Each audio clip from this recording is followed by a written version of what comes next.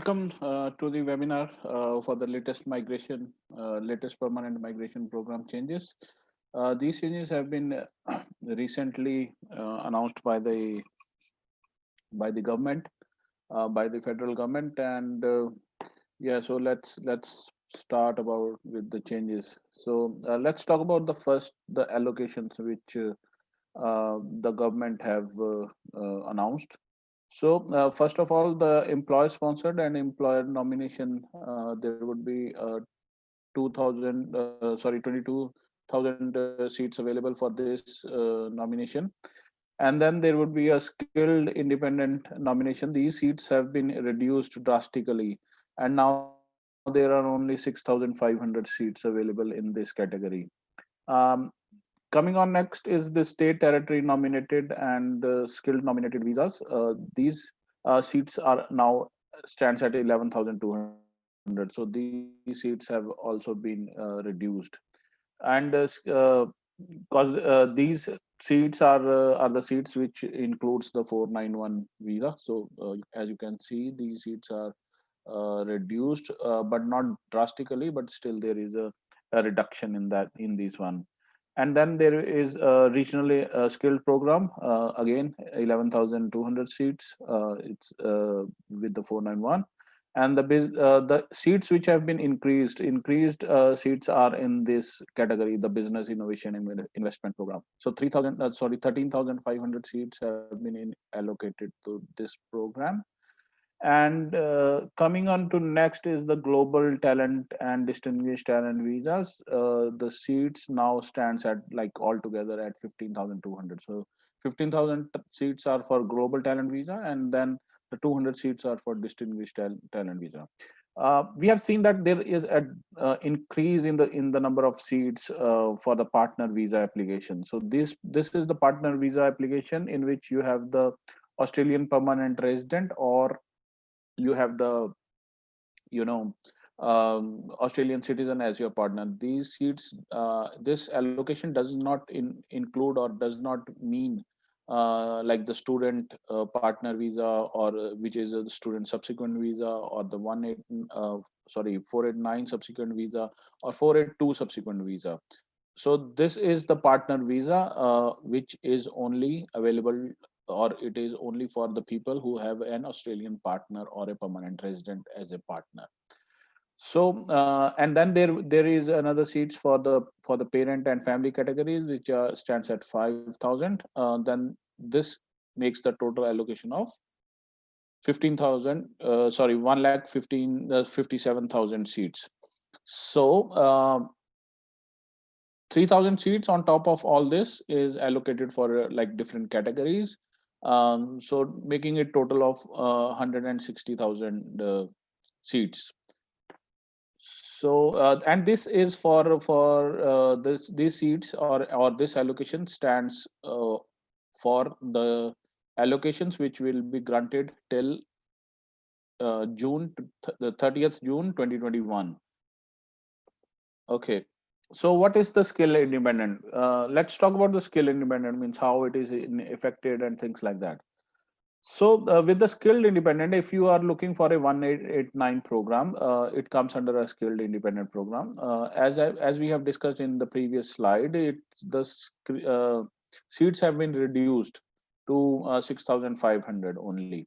So as you can see, there are less seats. So I would recommend, means this is our analysis on this one. Um, so we see that, if a candidate is having less than 90 points, he or she should not think of getting an invitation, at least in this financial year, which will end in 30th of June 2021. So if you are in that category, like you are looking for a 189 visa, skilled independent visa, and your scores are less than 90 points, you should definitely think of getting some other kind of visa to make yourself eligible for the um, you know the skilled independent visa. So if you are in this category, and your point score are less, then it's a bad news for you guys. You should think of getting some more education, or you more skills or things like that to make yourself eligible for this for 189 skilled independent. Otherwise, there would be option available for you for the 491 visa or 494 visa or 482 visa, which we'll be discussing in the next few slides. If you are in critical field sectors, if your occupation is in critical field sectors and you are looking for 189 visa, then of course you can look for, if you are a nurse, or you are in a GP or something like that, then you can think of getting an invitation even at less point scores, but still there would not be a drastic reduction. I would say it will still stand on 80 or something like that. So next would be the regional visa categories. So regional visa categories, as the government is pushing people to to move to regional, they are advertising this in every, and they are everywhere, and they are pushing people or pushing the migrants to move to a regional area, so that those regional areas which are really in short of talent should get the required number of people there, so that they can also progress.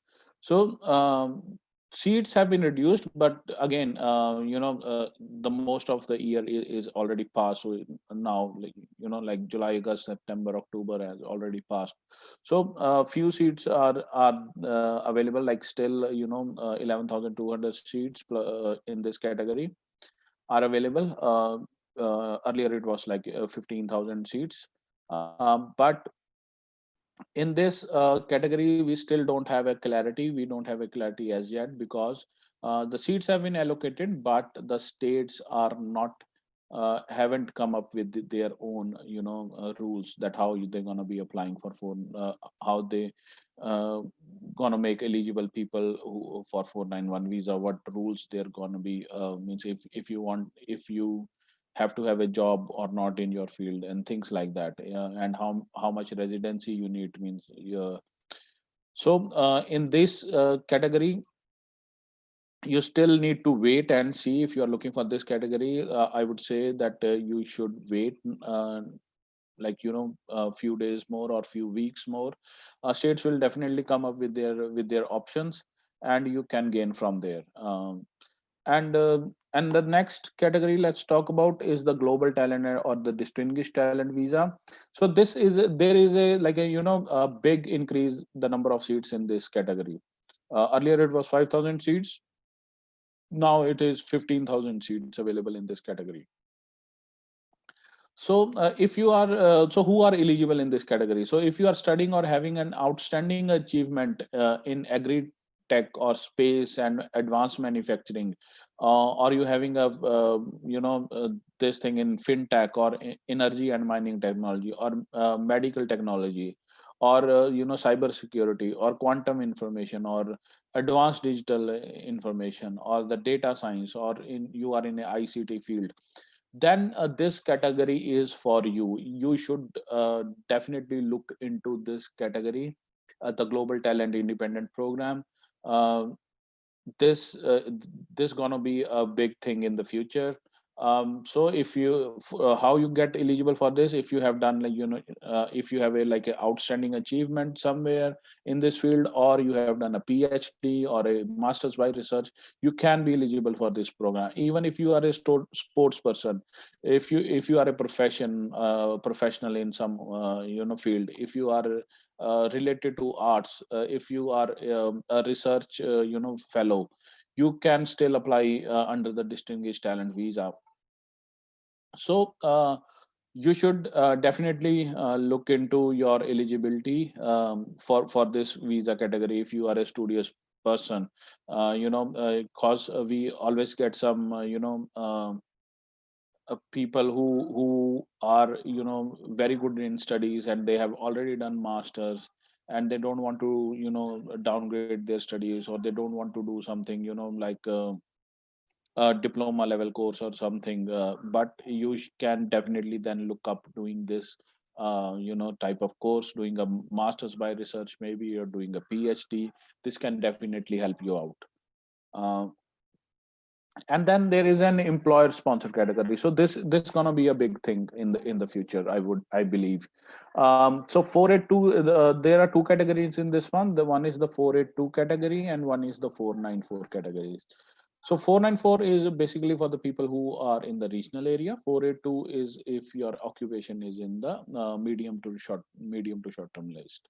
So if your occupation is in medium list, that is called MLT SSL list. If your occupation is in that, then and you have a 2 years of experience at least, then you should definitely look into this program. If your point score are less, and you are working in your field for 2 years, you should definitely talk to your employer if he or she or the company is ready to sponsor you. Then you can definitely look into getting yourself sponsored as an employee in that company for a 482 visa, and then later on you can convert it into 186 visa category, or you can become eligible for maybe a 491 visa or even 189 visa in the future, and then you can get your permanent residency. um, with the 494 visa category, there are heaps of options available. There are heaps of occupations available, but this requires a 3 years of work experience. So if you have a 3 years of work experience in your field, and your occupation is not in the MLT SSL list, you can still look for an employee who is an employer who is in regional area and apply for this visa. This visa also leads you to a permanent visa. So I would say that if your point score are less, so definitely this is the option which you should look at. So, in the nutshell, what we are talking about now, like how we see the program, like of 2021 program of migration to Australia. So, I would definitely, tell you guys, and definitely, I'll tell my clients that don't get stuck that you only want a 189 category visa. You should make your choice flexible. Don't look into 189 visa. If your point score is less than 90 points, don't even think of it right now. You should definitely look into your other options. So look for options for 190 or 491, even the employed sponsor visa 482 if you are working in your own field. Then 482 or 494 visa should be a good options for you guys. uh, also you can if you we have talked about this, if you are studious enough, you can go for a GTI or a what is called the global talent independent visa or a distinguished talent visa if you are good in studies. And of course we have talked about this, if you have a 2 years of experience at least, and your occupation is in MLT SSL list, then you should definitely look into an employer sponsored visa. Then what we are doing for you guys, if you come to us, we'll give you expert advice. We'll individually assess your case and analyze it for you, and the our advice is free. Our first consultations are free. We If you are looking for a more studies option, maybe in regional area or something like that, or in your field, or you want to change your field, or you want to change your studies, we can definitely look into getting you some into some good colleges or universities, and of course get you some discount in your fees. And we can also help you if you are moving regional to find accommodation or anything.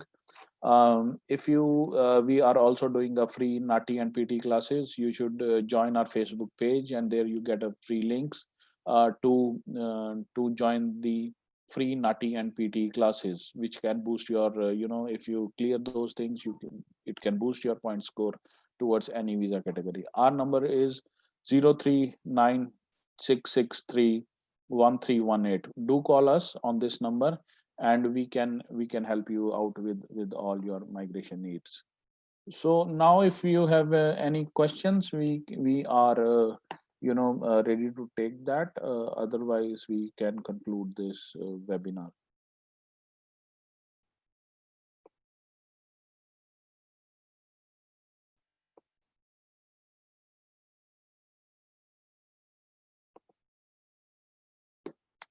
All right. All right. So thanks for joining in, guys. If you have any questions or anything related to migration you want to talk about, you do call us on this number, which is 0396631318. Thanks for joining in.